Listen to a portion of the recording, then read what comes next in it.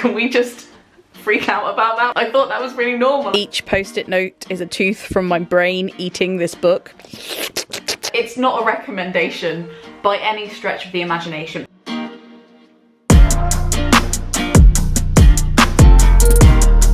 Hello and welcome back to the Rainbow Bookshelf Tour. This is a series where I essentially show you all my books by colour. That's it. That's the video. I know in particular, because of the events TM, we haven't been able to browse bookshops or libraries very easily. And for one, I really value that experience where you kind of find the thing you didn't know you were looking for. Google's great, algorithms, we love them, but there's nothing like stumbling upon something that you had no idea existed. So I'm hoping to replicate some kind of vestry of stumble upon book shopping by showing you some of my shelves. Now, for the astute among you, you might know that I have moved house and I had to disassemble my rainbow bookshelves, but never fear, I pre-recorded the tour and then now I'm telling you about the books that I mentioned. And I've kept back from storage some of the books so I can still complete the most epic journey through colour and words ever to be known. You can watch the rest of the series here, but today we're talking gold/beige books. The way this works is I show you all the books that I own in that colour category and then we come back and talk about a few particular ones I wanted to tell you about. So let's go on to the bookshelf tour now. So we're back at the rainbow shelves. They're a little, we've had a little bit of a time with them. They're not in perfect, respectable rainbow order right now, but with God's grace, we move. We move to the cream section. I want to call this kind of goldy cream because there's like a reason that these don't quite qualify as grey, and they're also a reason they don't quite qualify as white. Each one for a different reason, but I think they look really pleasing together. This is why bookshelf organisation is an art and not a science. Let's begin. This book is called Stressed Unstressed, Classic Poems to Ease the Mind. This is actually Craig's, but I have dipped into it and I think it's okay. A lot of the poems are out of copyright, so if you're looking for poems like that, then it's pretty good. Next one is a book that I found in a charity shop that I don't think is like available for real. There it is, Oxfam, £2.50, bargain. It's called 50/50, Poems for 50 Years of the Poetry Library. The Poetry Library is a real place in South Bank Centre in London, and this was a collection to mark that, one for every year of 50 years. Tell me the truth about life. So I recently interviewed Cerys Matthews about this book. You can watch this video at this timestamp to listen to me talk about that. But this is a book of poems. Each poem is chosen by a person, maybe they're footballers or musicians or famous philosophers. It's really cool. This is Raymond Antrobus, The Perseverance. It's a poetry book. Raymond is a British Jamaican poet who also talks about the deaf community, which is really cool. This is another poetry collection, Singing My Mother's Song by Rebecca Tantony. One with gold foil, Consolations by Sinead Gleeson. The Beautiful Librarians by Shane O'Brien. The Forgotten Garden by Kate Morton. This will give me a headache for colour management because it's grey and white stripes, but far away that gives it a kind of warm feel and it has these flowers on it. So I put it with the creamy gold books because it just felt luxurious. It felt like it belonged there. These are some special editions that I don't think are available anymore, but they were a collaboration with a designer and all of the card is like corrugated, like it feels, it's very tactile. Another special edition, this is a very rare edition of A.S. Byatt's Possession in this pleasing airport format, kind of thick. Oh, I love it. A really nice edition of 1984 by George Orwell. I really like books that have like a quote on the front and then the title on the spine. So this is War is Peace, Freedom is Slavery, Ignorance is Strength. And it also has cogs on the inside. The Conscious Closet, a revolutionary guide to looking good while doing good. An Exclusive Love, a memoir by Johanna Adorján. I need to talk to you about this book. That's it. That's definitely going on the pile. Strange Hotel by Emir McBride. I'm so sorry. She's quite famous as well. That's the worst. She wrote Evie McBride. Is it Evie? I think it's Evie. She wrote Girl is a Half-Formed Thing, which I saw in the theatre and it was incredible. This has a weird gold tone to it. You can't quite see it on camera. It's not completely picking up, but it is a little bit iridescent and it's very creepy. Princesses Behaving Badly. Real stories from history without the fairy tale endings. And we've got Lost for Words by Edward St. Alban, which is a comedy book about literary prizes, which is a kind of an in-joke, but I did enjoy it. 2 copies of Sheila Hetty's Motherhood. This is the original proof copy that I read and devoured. Each post-it note is a tooth from my brain eating this book.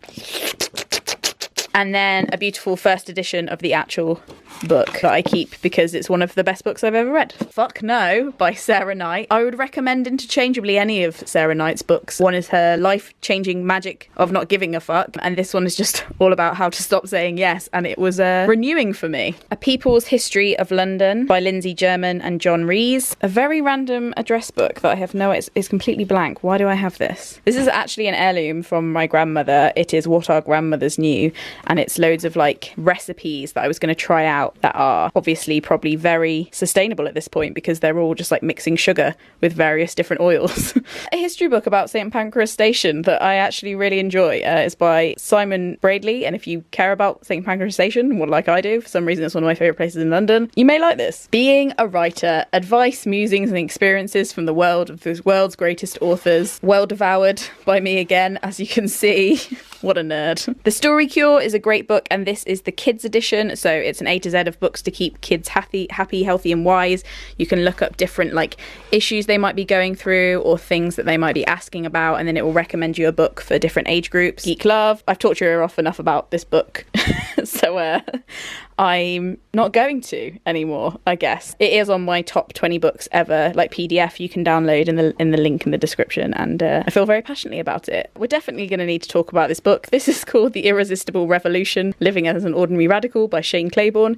It used to be one of my favourite books. It no longer is, but I'm keeping it because I want to understand my teenage self and why I thought this was a cool book. They're There by Tommy Orange. Actually, there's been so many of you that have joined since I talked about this book that I might talk about it again. Yes. 30-Second Politics, 50 most thought-provoking theories in politics explained in half a minute. If you haven't seen a 30-second series before, it's quite like each page has a different theory on it. They're quite funny and really pretty actually as well. Have mercy. And then finally, Girl on Girl, Art and Photography in the Age of the Female Gaze. This is a beautiful book. I've really enjoyed like randomly sitting down and just studying 1 or 2 pages of this. I'm not really into photography books and stuff, but this one is like just unexplainably cool. I don't know what it is about it.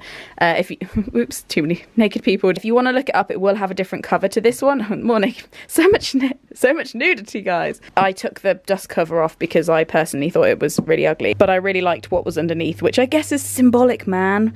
Feminism and the female gaze. And that is all the Goldie Beige books.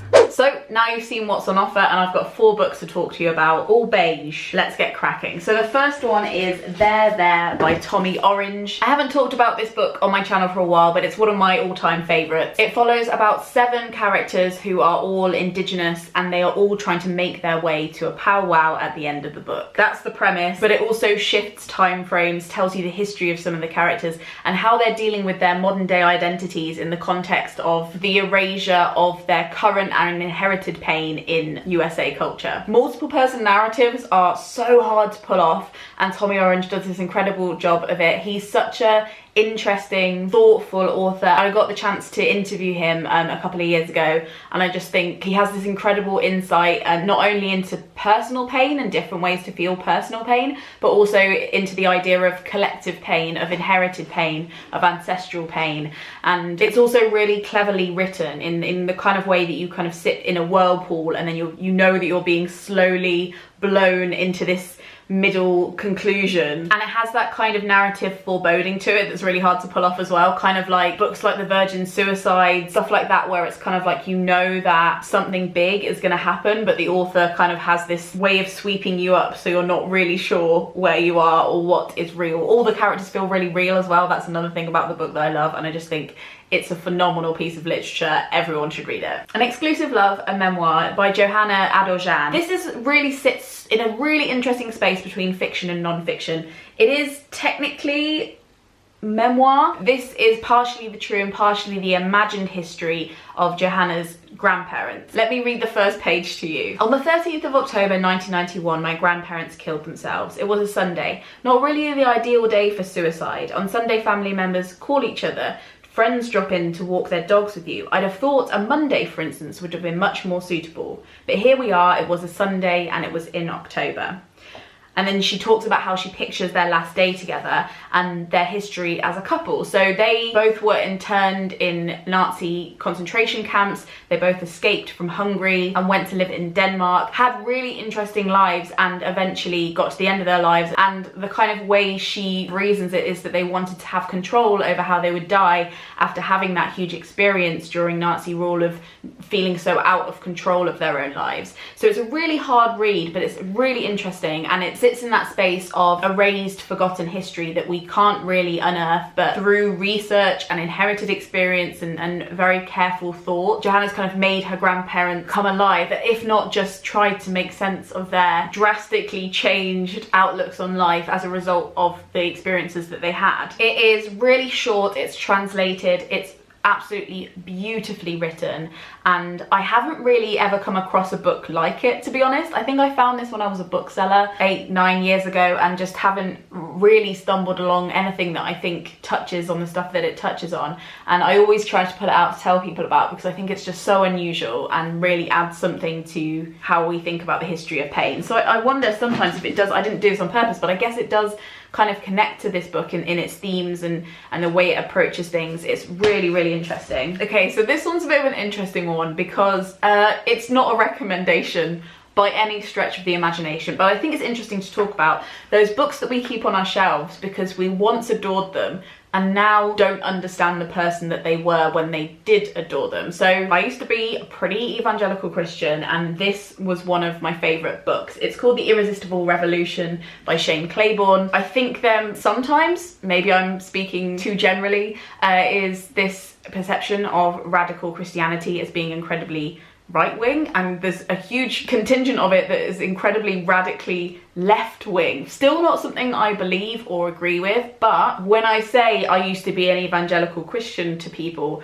I think they picture something very different from what it was, and it's not without its flaws, as I'm about to mention. But Claibourne was, I don't even know what he's doing now. Are you alive, Claibourne? How are you? But he was this like very, he essentialized a lot of things, and I also think Living More and Learning More has like a very concerning like white savior complex about places that aren't the global north. I haven't reread it in a very long time, but my impressions of what was in it really strike me as not anything that I would agree with now. But I keep this book, I think, because I want to understand my own thoughts back then, and having the words of somebody around that you used to think that way is really helpful in kind of sparking, making sense of that. Trying to avoid falling back into it, but then also looking at the good things you got from it. So part of the things that really I felt very strongly about when I was a Christian was around like consumerism, how it was completely not okay. Biblical socialism was the only way that things could make sense, and that like any kind of church that spent loads of money or encouraged lavish behaviour,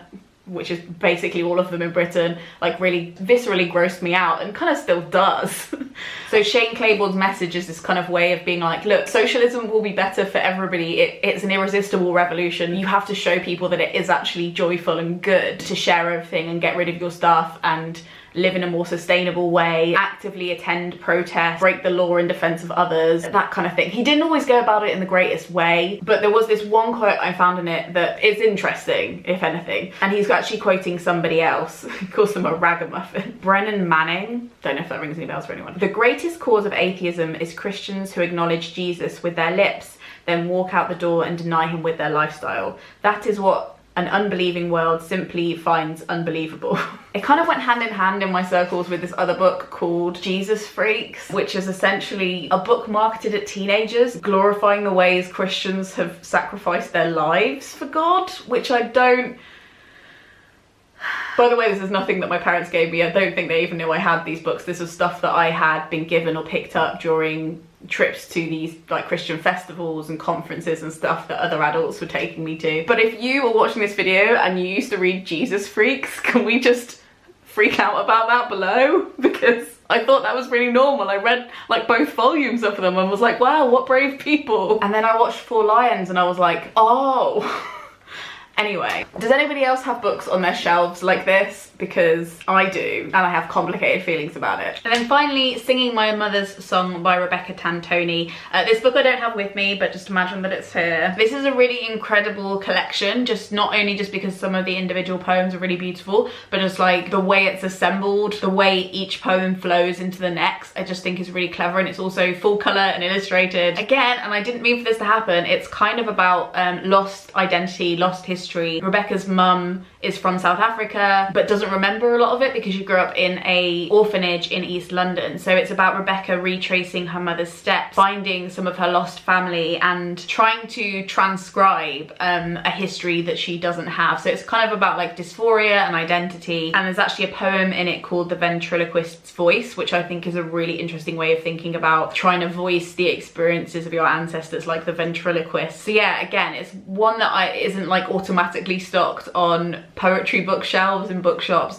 but I really think it's an incredible one and you should definitely check it out. Those books all weirdly had a link, didn't they? I didn't mean for that to happen, but they definitely did. Thank you so much for watching. If you enjoyed watching this, you might enjoy the rest of the series. It's up here. We've only got one more video in this series to go, so I hope you're looking forward to Blue Books next. As always, these videos are free to watch, but they're made possible by the Gumption Club, who tip me per video to make sure that they keep happening. If you're interested in becoming one of those people, you can click the link below. Here are some videos I think you might like, and until next time, frog slug out.